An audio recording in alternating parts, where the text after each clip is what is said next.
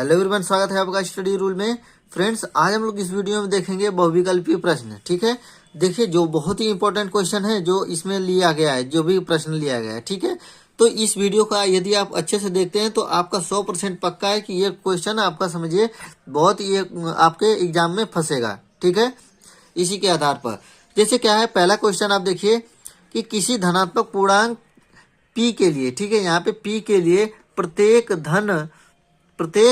धनात्मक विषम पूर्णांक का रूप होता है। ठीक है, तो ये वाला क्वेश्चन जो है आपका पिछले एग्जामों में पूछा हुआ है, इसको आप स्टार लगा लीजिएगा। इसका जो आंसर होता है आपका 2p+1 होता है। ठीक है, क्या होता है आपका आंसर नंबर डी, ये आपको हो जाएगा 2p+1 होता है। ठीक है, देखिए अगला क्वेश्चन देखते हैं। अगला क्वेश्चन है क्या कि निम्न में से कौन सा अभाज्य संख्याओं का एक युग्म है। देखिए अभाज्य संख्याओं का युग्म होने का मतलब कि उनका जो मौसा होगा वो कितना होना चाहिए, 1 होना चाहिए। ठीक है, तो इसमें से आपको देखना है कि कौन सी संख्या होंगी, दोनों संख्याएं कौन सी होंगी अभाज्य संख्याएं। तो देखिए एक ये है कि देखिए यहाँ पे 14 है और 35 है। ठीक है, तो इसमें देखिए दोनों में 7 तो कॉमन हो जाएगा। ठीक है, यहाँ 7 हो जाएगा और 7 से ये भी हो जाएगा, तो ये वाला तो होगा नहीं। ठीक, इसको आप देखते हैं तो देखिए ये जो है आपका, ये भी इसका 3 का इसमें मल्टीप्लाई करेंगे तो ये भी हो जाएगा, तो इसमें मतलब 3 कॉमन हो रहा है तो ये भी नहीं होगा। ठीक है, इसका भी देखिए दोनों सम संख्याएं हैं तो ऐसे ही नहीं होगा। तो देखिए जो आपका बच रहा है ये 18 और ये 25, इसका आप HCF निकालेंगे तो इसका HCF कितना होगा, 1 होगा। ठीक है, तो इसका आंसर जो हो जाएगा यही हो जाएगा। ठीक है, अभाज्य संख्या है उनका युग्म 18 और 25। ठीक, तीसरा नंबर देखिए क्वेश्चन देखते हैं। तीसरा नंबर का जो क्वेश्चन है आपका कि समीकरण x - y = 2 एवं x + y = 2 को हल कीजिए। मतलब और यहाँ से इन दोनों समीकरणों को हल करके x और y का वैल्यू बताना है आपको। तो क्या होगा, तो देखिए क्या करेंगे, इसमें जो ये आपका 2 समीकरण दिए हुए हैं, इसको आप समीकरण को देखिए किसी भी विधि से हल करके कर सकते हैं। कोई जरूरी नहीं है कि यहाँ पे कोई लगाना हो, जिसको आपको जल्दी हो जाए, मतलब कोई भी ऐसा विधि लगाइए कि जल्दी से बन जाए आपका। ठीक है, तो देखिए जो ये x - y = 2 है और x + y = 2 है, तो इन दोनों समीकरणों को देखिए विलोपन विधि से हल कर लेंगे, ये आपका आसान पड़ेगा जल्दी से। ठीक है, x + y = 2, इन दोनों समीकरणों को जोड़ेंगे तो ये तो y कट जाएगा, तो यहाँ पे हो जाएगा 2x बराबर कितना हो जाएगा, 4। ठीक है, यहाँ पे कर दे रहे हैं 2x बराबर 4, तो x बराबर कितना आपका आ गया, 2। x बराबर 2 आ गया आपका, तो यहीं पे x बराबर 2 यहीं पे हम लोग रख देते हैं, तो y की वैल्यू कितना आ जाएगा, 0 आ जाएगा। ठीक है, y की वैल्यू कितना आएगी, 0 आएगी, तो x बराबर 2 और y बराबर 0। देखिए कौन सा है, x बराबर 2 y बराबर 2, तो ये है आपका आंसर बी नंबर हो जाएगा आपका। देखिए अगला क्वेश्चन है 4 नंबर कि निम्न में से कौन सी द्विघात समीकरण है। अब इसमें से देखना है कि कौन सा द्विघात समीकरण आपका है। देखिए यहाँ पे रूट लगा हुआ है तो ये ऐसे ही नहीं होगा। ठीक, इसकी बात करते हैं तो यहाँ पे देखिए ये इसको हल करेंगे तो x² इधर भी आ जाएगा, x² इधर भी है, तो x² क्या हो जाएगा, कट जाएगा, तो ये भी द्विघात समीकरण नहीं बना। यहाँ पे देखिए कि x⁴ हो जा रहा है, तो ये भी द्विघात समीकरण हुआ नहीं। जब x⁴ हो गया तो ये द्विघात समीकरण नहीं हुआ। अब देखिए जब x⁴ भी रहेगा तो भी वह द्विघात का मतलब कितना होना चाहिए, 2 घात होना चाहिए। ठीक है, यहाँ पे देखिए 2x² - 5x है और यहाँ पे इसको तोड़ेंगे तो x² के रूप में आपका मिल जाएगा। ठीक है, तो यही वाला विकल्प आपका सही हो जाएगा, क्योंकि ये विकल्प तो हो ही नहीं रहे हैं, ये तीनों विकल्प, तो होगा कौन सा, चौथा नंबर हो जाएगा। ठीक है, 5वां नंबर क्वेश्चन देखते हैं, ध्यान से देखिए आप लोगों को। यदि द्विघात समीकरण इतना के मूल समान है तो k का मान ज्ञात कीजिए। देखिए मूल समान होने के लिए क्या होता है आपका कि b² - 4ac बराबर कितना होना चाहिए, 0 होना चाहिए। ठीक है, b² - 4ac बराबर 0। यहाँ पे देखेंगे b की वैल्यू कितना दिया हुआ है, -6, तो यहाँ पे लिखेंगे -6 का स्क्वायर। ठीक है, -4, a का मतलब कितना है, 3 है, c की वैल्यू कितना दिया है, k है, तो यहाँ पे लिखेंगे k बराबर 0। ये हो जाएगा कितना, 36 - 4 × 12 k बराबर 0। देखिए फिर क्या करेंगे कि यहाँ पे 36 - 12 के बराबर 0 हो गया, तो k बराबर कितना हो जाएगा, 36/12 कितने बार में कट जा रहा है, 3 बार में, तो मतलब k का वैल्यू कितना आ गया, 3। तो ये k का वैल्यू 3। अब देखिए ऑप्शन नंबर कौन सा है, k का वही तो वैल्यू निकालना था, तो ये हो जाएगा ऑप्शन नंबर ए आपका 3, ये वाला ऑप्शन सही हो जाएगा। ठीक है, अब देखिए अगला क्वेश्चन देखते हैं 6 नंबर कि दो आकृतियां जिनके आकार समान हो परंतु आवश्यक रूप से अमाप समान न हो, तो वो कौन से आकृति हुई। तो देखिए जब ये आपका क्या कर रहा है कि आकार समान है, जब आकार समान रहता है लेकिन उसकी मतलब जो भुजाओं की लंबाइयां क्या होती हैं, असमान होती हैं, ठीक है, तो वो कौन सी होती हैं, समरूप आकृतियां होती हैं। क्या बोलते हैं उसको, समरूप त्रिभुज, इसीलिए होता है ना, तो ये हो जाएगा समरूप त्रिभुज। आप देखिए 7 नंबर क्वेश्चन देखते हैं। देखिए 7 नंबर क्या होता है कि बिंदुओं 5 जीरो और -12 जीरो के बीच की दूरी। आप देखिए यहाँ पे बीच की दूरी का सूत्र लगाएंगे। डी बराबर क्या होता है, x1 माइनस x2 का होल स्क्वायर। तो x1 कितना है आपका 5, ठीक। x1 माइनस करेंगे तो कितना हो जाएगा आपका, माइनस माइनस ये प्लस हो जाएगा कितना, x2, ठीक है, इतना का क्या हो जाएगा स्क्वायर। फिर क्या होता है कि y1 माइनस y2 का होल स्क्वायर। तो y1 कितना है, 0 है आपका, 0 माइनस 0 का होल स्क्वायर कर देंगे, ये कितना हो जाएगा, 12 5 17, 17 का कितना हो जाएगा, ये वर्ग हो जाएगा, ठीक है, होगा ना आपका। तो और देखिए यहाँ पे क्या हो जाएगा जी, यही वाला स्क्वायर से क्या हो जाएगा, ये रूट कट जाएगा, तो डी बराबर कितना आ जाएगा आपका 17 हो जाएगा। तो देखिए डी बराबर 17 कौन सा आ रहा है, डी वाला ऑप्शन भी आ रहा है आपका, ये डी बराबर डी वाला 17, ठीक है, तो ये हो जाएगा आंसर आपका। फिर देखते हैं 8वां नंबर को। देखिए 8वां नंबर क्वेश्चन क्या है कि उस त्रिभुज का केंद्रक निम्न में से है जिसके शीर्ष 7 5 5 7 और -3 और 3 दिया हुआ है। तो देखिए त्रिभुज के जब केंद्रक का फार्मूला आपको याद होगा तो आप क्या करेंगे, तुरंत लगा लेंगे। तो x बराबर क्या होता है आपका, x1 plus x2 plus x3 बटा में 3 होता है, ठीक है, ये फार्मूला होता है आपका।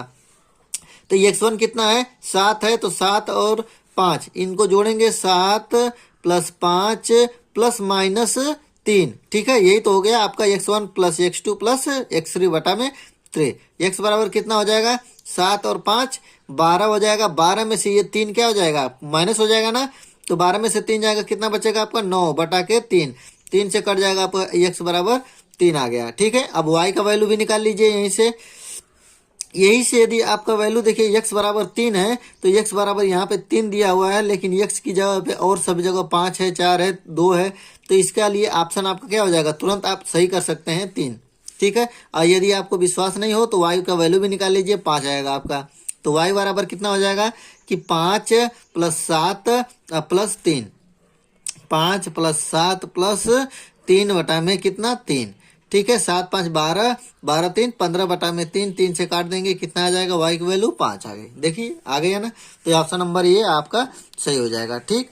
अब देखिए अगला 9 नंबर क्वेश्चन देखते हैं कि 2 tan 30 अंश बटे में 1 प्लस tan स्क्वायर 30 अंश बराबर है आपका, मतलब किसके बराबर यहाँ पे लिया जाएगा। तो देखिए ये एक तरह से एक फार्मूला भी होता है 2 tan a का, अरे साइन सेक 2a का, ठीक है। तो यहाँ से नहीं आपको समझ में आ रहा है तो आप क्या करिए कि यहाँ से क्या कर दीजिए कि tan 30 अंश का वैल्यू रख दीजिए, तो 2 गुणे tan 30 अंश का मान कितना होता है, 1 बटा करनी में 3 होता है, ठीक है। फिर देखिए क्या है, 1 प्लस tan स्क्वायर 30 अंश, मतलब कि 1 बटा में √3 का स्क्वायर, यही ना होगा आपका। अब देखिए यहाँ पे सॉल्व कर लेते हैं, तो ये ऊपर में कितना हो जाएगा, 2 बटा में करनी में 3, और नीचे पूरे में बटे में कितना हो जाएगा आपका, इसका स्क्वायर करेंगे तो 1 बटा 3 हो जाएगा, 3 एक कम 3 एक 4 बटा में 3 हो जाएगा, कितना हो जाएगा 4 बटे में 3। इसको आप सॉल्व कर लीजिए, ठीक है। सॉल्व करेंगे तो कितना हो जाएगा, 2 बटा में करनी में 3। अब देखिए ये तो भाग के रूप में रहेगा, तो 3 क्या हो जाएगा, ऊपर चला जाएगा, 4 क्या हो जाएगा, नीचे चला आएगा, यही होगा ना। अब देखिए 2 से कट जाएगा 2 बार में, ठीक, और यहाँ से एक रूट इसमें कटेगा तो √3 ऊपर चला जाएगा, ठीक है। तो ये आपका आ गया कितना, करनी में 3 बटा में 2, करनी में 3 बटा में 2 आ गया। तो आप देखेंगे कि इसमें से कौन सा वैल्यू आपका होगा, ठीक है। देखिए यहाँ पे था tan 30 अंश का मान, तो tan 30 का मान कितना होता है, 1 बटा में 2 होता है। अब देखिए tan 60 अंश का मान है, तो tan 60 अंश का मान √3 होता है, ठीक है। अब cos 60 अंश का मान कितना होता है, 1 बटा में 2 होता है, और लेकिन sin 60 अंश का मान कितना होता है, करनी में 3 बटा 2। ऑप्शन नंबर ए आपका सही हो जाएगा, ठीक है। आपका ऑप्शन नंबर कितना हो जाएगा, ये वाला sin 60 अंश, क्योंकि ये कितना है आपका आंसर, करनी में 3 बटा 2, और उसी का वैल्यू होता है। अब देखिए करेंगे कि यदि सेक सेक थीटा बराबर 2 हो तो थीटा का मान ज्ञात कीजिए। देखिए यहाँ पे क्या करेंगे आप, देखिए सेक थीटा बराबर, अब देखिए 2 आ रहा है ना, कि अब देखेंगे कि 2 के रूप में। अब इसको एक और भी तरीका से कर सकते हैं इसको, कि देखिए कॉस को यदि उल्टा हम करेंगे, कितना कॉस होगा ना, कॉस थीटा बराबर कितना हो जाएगा, 1/2 हो जाएगा ना। लिख सकते हैं नहीं कि 1 के रूप में लिखा जाए तो इतना हो सकता है। तो अब इसका तो वैल्यू आपको याद होगा कि कास थीटा का वैल्यू कितना, 1/2 कितने के रूप में होता है, तो कास 60 अंश के मान के बराबर होता है ना। तो ये ऑप्शन नंबर ये वाला सही हो जाएगा।